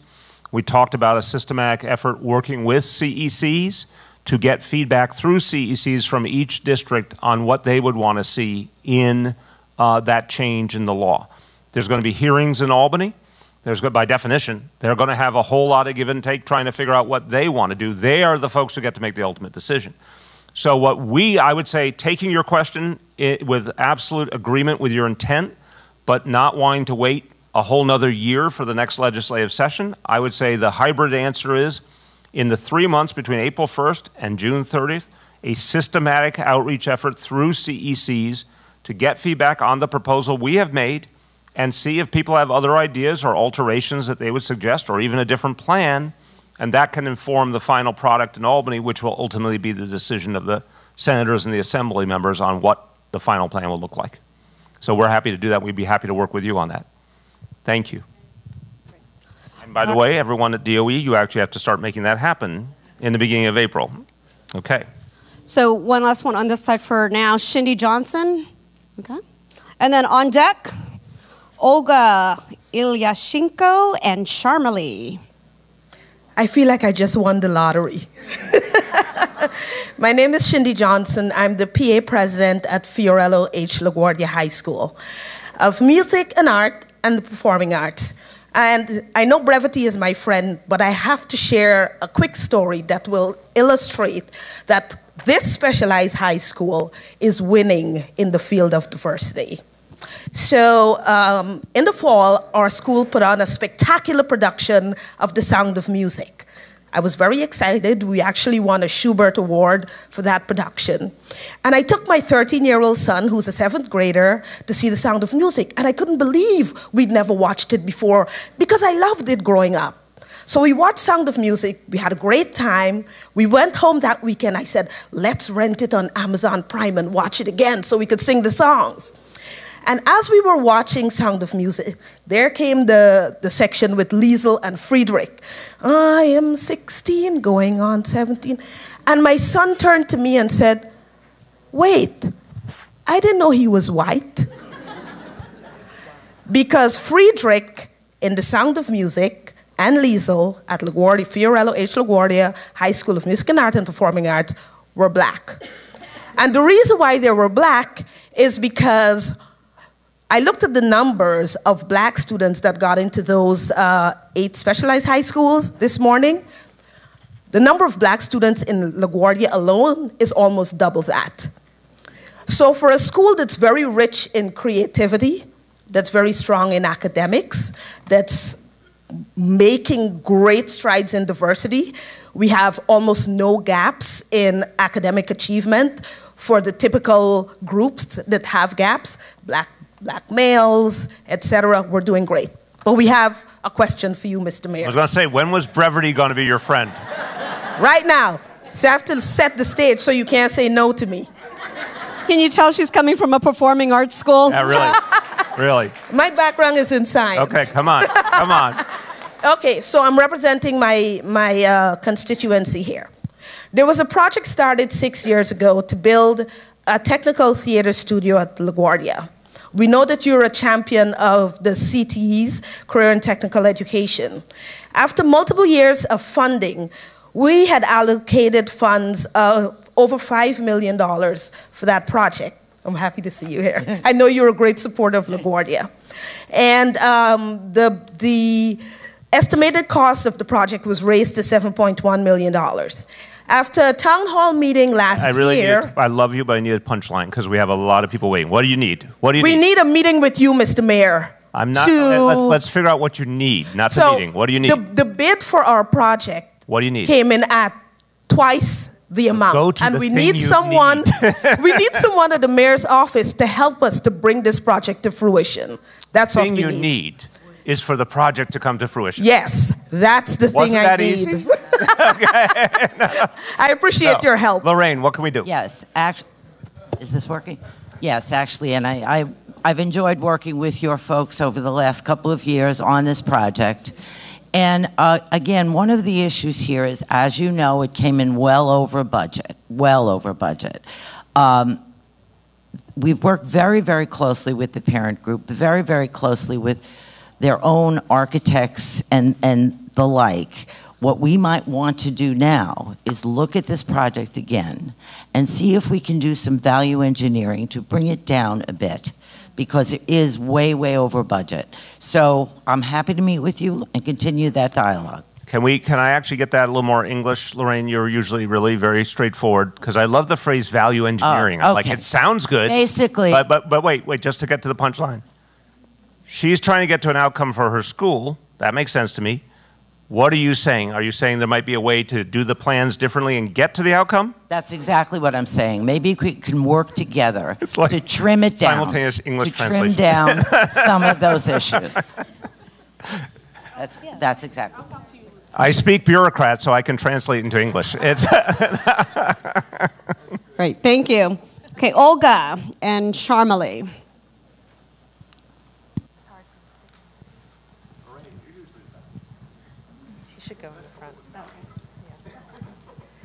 Okay, so I think we're going to share this question. My name's Anastasia, and this is Olga.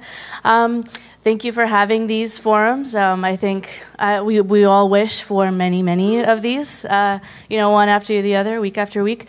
But we started this evening with a conversation about the voice that parents have. And I feel that it's an incredibly important power that we, when parents come together to voice their concerns to elected officials and superintendents and executive superintendents, it's important. I'm from PS 145, and for the past 2 months, our principal has been on unexplained extended leave. And our school is falling apart. I'm here to say that our school is falling apart. Parents are contacting everybody that they can, and they're getting the same generic response. I'm sorry, but I don't think that's okay. We, as parents, do not deserve a generic response. When we email with individual concerns, we we deserve to get a personal, individual response with an explanation of what's happening. This is very personal, obviously, and I do apologize, but please let me know how many parents we need together. How many voices matter? How many incidents of parents leaving our school because of safety issues will bring change and help us address this issue? How many overdoses from our shortage, our nurse shortage, which will bring about change? Please let me know, because I will get that amount of parents together, and we will continue sending emails, and we will continue writing letters until our voices matter. And thank you for giving me the time to speak tonight. So I'm very, very unhappy to hear this, and you don't need a single other parent other than yourself. Yeah. So you've said it very eloquently and powerfully. Now, what I want to hear again is the school again, PS. In District 3. Okay. So, First Deputy Chancellor. So you have come to the right place, because the First Deputy Chancellor, again, is in charge of all of the executive superintendents and district superintendents. And when there's a problem with a principal or the absence of a principal, it becomes the responsibility of the district superintendent to address the issue.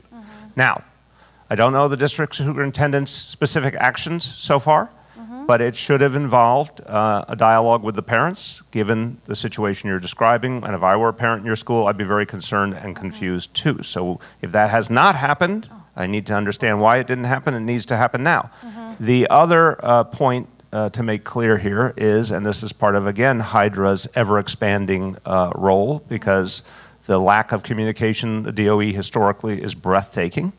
So you deserve a response that's not only not generic, but that acknowledges the severity of the problem, or says, here's why we hear you, but we believe the following steps are addressing the situation. Either you need a full acknowledgement of the pain and difficulty and problems you're talking about and an action plan going forward, or, if you will, I'm not going to say a refutation, but a counter-argument that we've already recognized the problems and here's what we've already been doing about it. But if you're getting some generic letter, that is, I think, very disrespectful to the real concerns you're raising. So the age of the generic letter, generic email, we are trying to get out of rapidly. Yes. It's part of the mandate we've given Deputy Chancellor Mendoza. I will tell you, with 1.1 million kids and 1,800 schools, et cetera, it's not a change that happens overnight, but it has to happen. It has to happen. You deserve better. Every parent deserves better. Absolutely. And I'm sorry you went through what you went through, and how are we going to fix it? Yes, I would like to apologize for that as well. Something I believe greatly in is that the decision to have a child is the decision to forever have your heart walk outside of your body. So we recognize that you give us your heart every day, and I apologize that you have had this experience, and you don't need another person. Okay, you're great just on your own, and I would like to turn it over to Executive Superintendent Rosales to address. Thank you. Anastasia, Olga, I'm really sorry, and I just want to agree with absolutely everything that has been said. It is unacceptable. I actually became aware of those concerns through the principal and the superintendent. I actually spoke with the principal today on my way here. I have not heard from the parent community. And my commitment to you is that at the end of this meeting, I will come over so that you can share with me all of your concerns so that I can address them accordingly. Okay. Yeah. Thank you. And Karen and Lorraine, there seems to be another component to that, so we'll make sure that you get looped in on that piece of that as well. Okay. So Sharmali, and then on deck, Holly and Vilka. Where's Holly and Vilka? Can you... There you go. Okay. Hi. So participatory democracy and Ella Baker. We understand participatory democracy through the work of civil rights activist Ella Baker because she was able to achieve sustainable results with her approach. It shifted the reliance from vertical accountability to a community-centric horizontal accountability. And within this framework, leaders recognize that building relationships, social trust, and power sharing compose the rubric of that accountability. So can you comment on the tension that exists between our current form of governance, of the vertical accountability of mayoral control, and Ella Baker's participatory democracy? Excellent question. Thank you. So this is the kind of conversation I wish we would have more often in this city, which is sort of the bigger things going on here.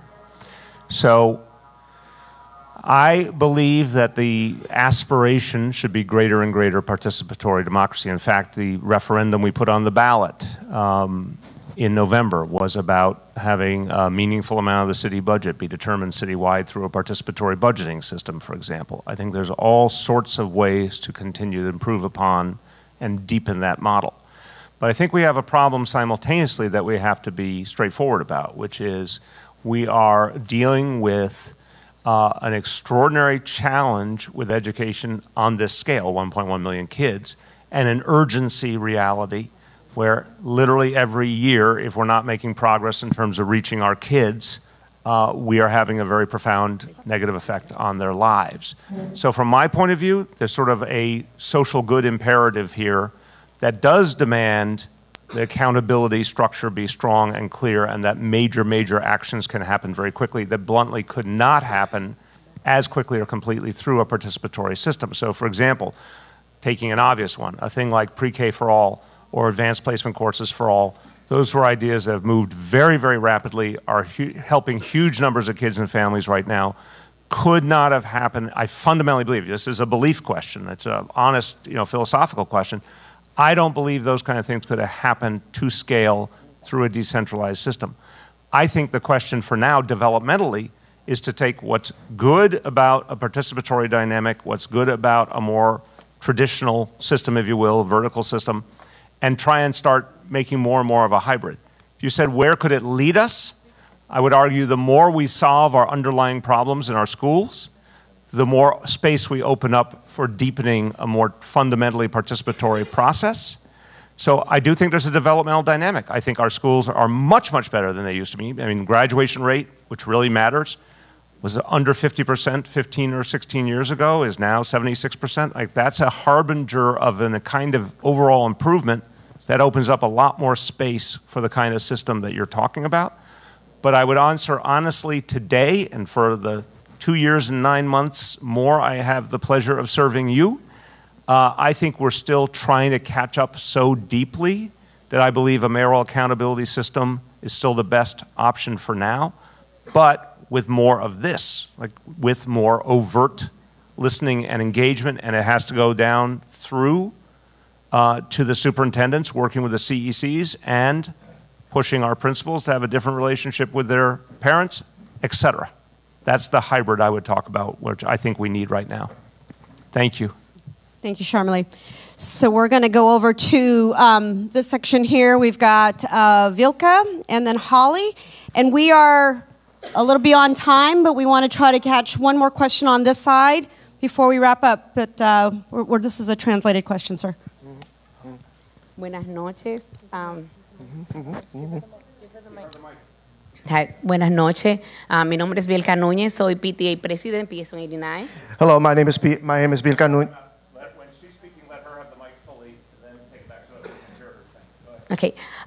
Soy vicepresidenta del Concilio de Presidenta del Distrito 6. Yes, I'm vice president of CEC 6. Vice counsel. Okay. Yo quería dejarles saber o algo que me está preocupando. I want to let you know about something that's concerning me. Es sobre la cantidad de estudiantes que están en los salones de clase. It's about the amount of students that are inside classrooms. No sé si es solamente en este distrito o es en la ciudad de Nueva York completo. I don't know if it's only in the district or if it's all throughout New York City.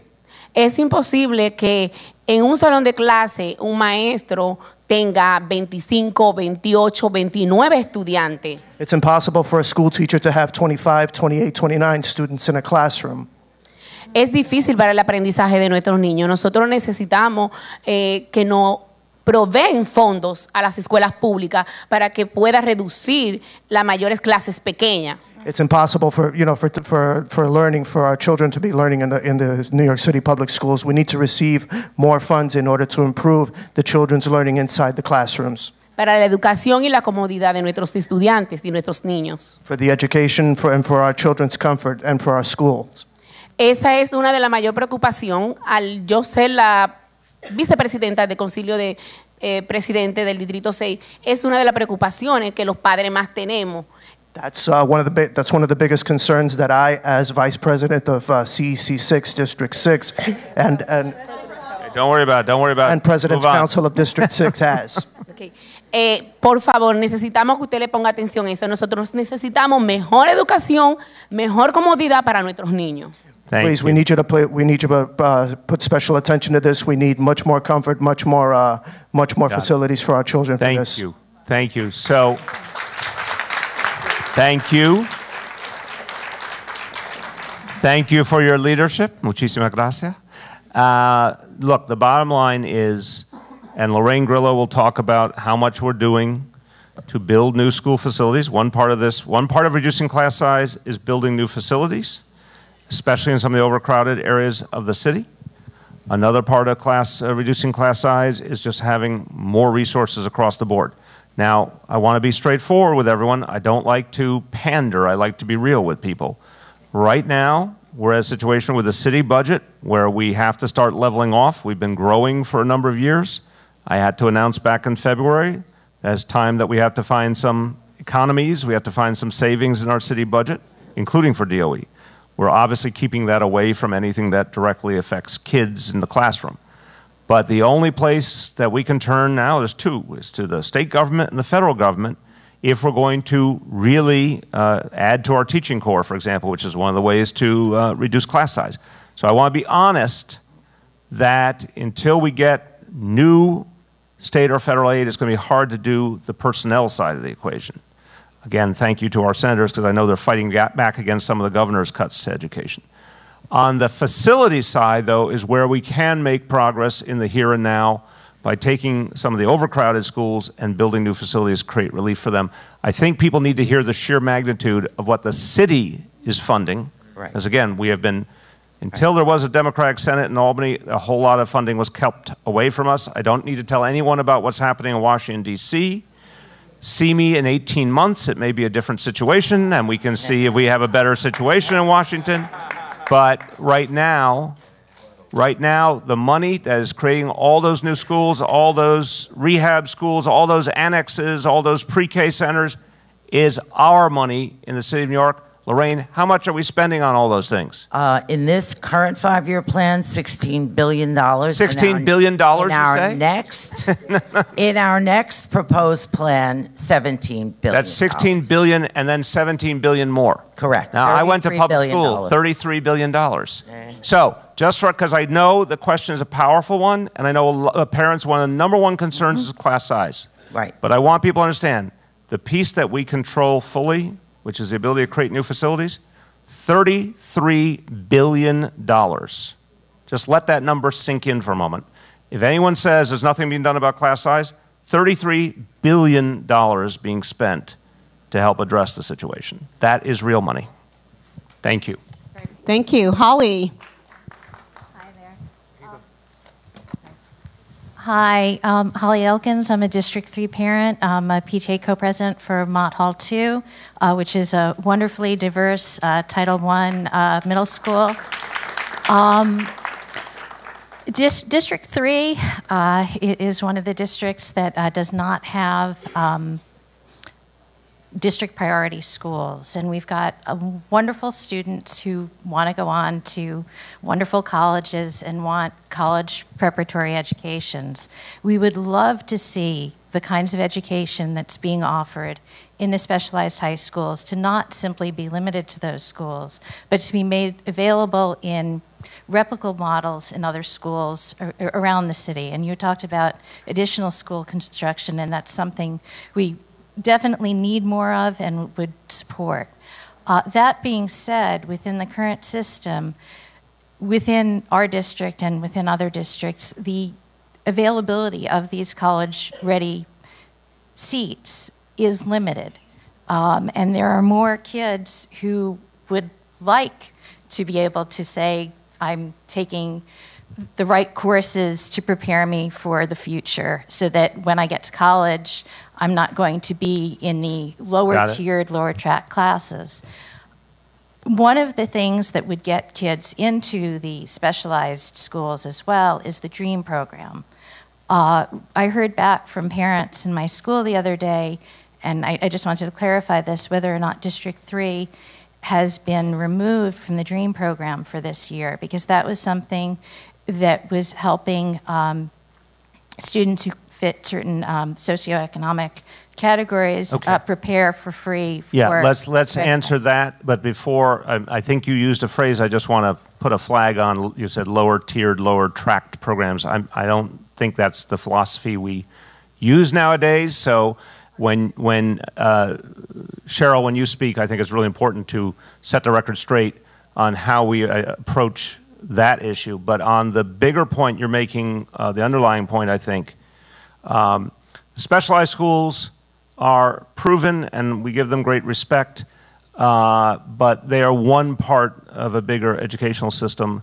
There are a lot of other tremendously good high schools, and our job is, with the existing high schools, to make them better and stronger, and there's a lot of things being done. We're seeing huge improvements in a number of high schools that weren't possible in the past.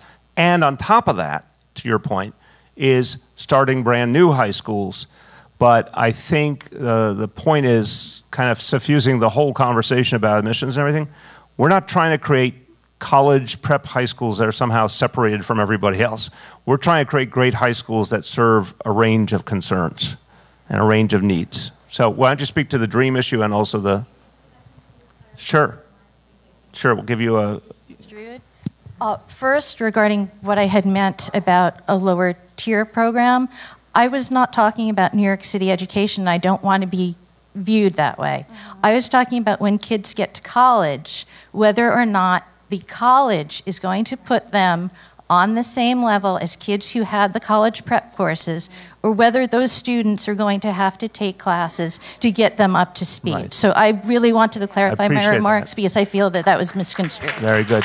No, thank you very much for that. The other issue with the DREAM program is, as long as we do have this system of specialized high schools, the question is, are we adequately preparing students who fit into a socioeconomic category where they cannot afford to prep, and the DREAM model, the DREAM program was allowing them to prepare through a city-funded, I believe it's a city-funded or perhaps state-funded program. So basically, if, and perhaps it might have been a mistake that we're not eliminated this year, but if we are eliminated, we got you. How are our disadvantaged students? Yes. Got it. Thank you so much for the clarification. I do just want to introduce Vivian Orlean, who is our superintendent for the Manhattan High Schools, and I would love to have her meet with you directly after the end of the town hall. But on the DREAM program question, I'm going to turn it over to my colleague, LaShawn Robinson.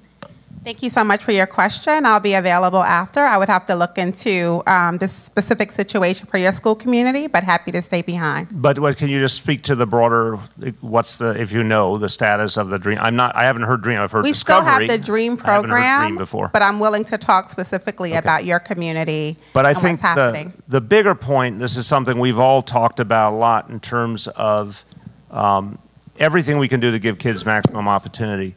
The sort of specialized programs, DREAM, Discovery, or anything like that, those have definite value. That's ultimately directionally not our goal. Our goal is to bring up the whole school system to prepare kids for their maximum capacity. So equity and excellence, the governing philosophy, does not accept the notion. I'm not saying anyone likes what the past was, doesn't accept the notion that there's a track or that there's certain schools that kids aspire to and they need all that extra help to get there. The whole notion is right now we have been missing the mark of serving a lot of our kids effectively so that through their normal education, their full potential is being realized. We all come from, thank you, we all come from a time, and I think someone referenced it before, and unfortunately it's the phrase we all used to know, was good schools and bad schools. And that's a horrifying phrase. If you actually stop for a moment and think about the notion of good schools and bad schools, that suggests a society that is broken. And so the equity and excellence vision is trying to get at the concept that we need to revamp the entire school system towards both equity and higher standards so that a child could go to any school and have the potential to work their way up to whatever is the high school of their choice, and obviously that high school preparing them fully for college so they would not need remediation. Part of why I think our plan about the specialized high schools is powerful is it says every middle school should have the ability to produce kids who can go to a specialized school. There's a chilling fact. You saw the admissions numbers from this week, but I'll give you another chilling fact. There are 21 high schools in this, 21 middle schools out of 600 that disproportionately send a huge percentage of the kids to the specialized high schools. 21 middle schools only. There are 300 middle schools that send at least one child to a specialized school. There's another 300 middle schools that send 0 children to a specialized school.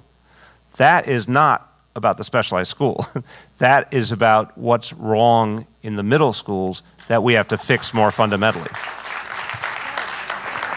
And at the same time, we have to acknowledge that in each and every one of those middle schools are very talented children.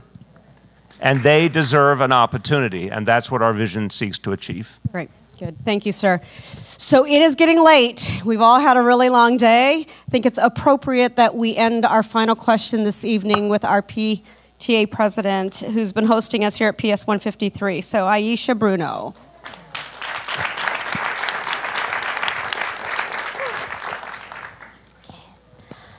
Okay. So here's I think we're going to be here a long time. Remember, brevity is your friend. Hopefully not too long. Okay, so here's my concern. As a PTA president, it is my duty to be a mandatory member on the SLT meetings. So we were working, the SLT team, we were working out the schedule. And when I pointed out that the schedule should be at a time that's best for parents, one of the school administrators accused me of being contentious. So my question, is that appropriate?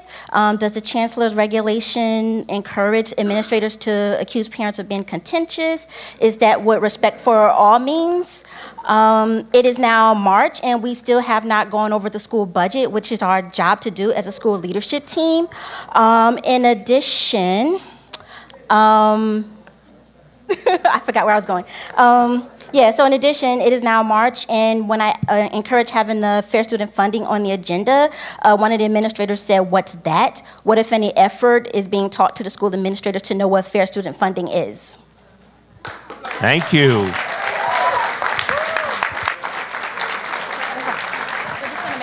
You don't seem contentious to me, you just seem woke. Thank you for all you are doing, and no, you should not be called contentious because you asked for an evening meeting or a meeting that can actually accommodate you. Let's talk about the rules here. If parents supposed to participate and a parent has a schedule during the day, what's the plan here? So, Aisha, first, I'm sorry.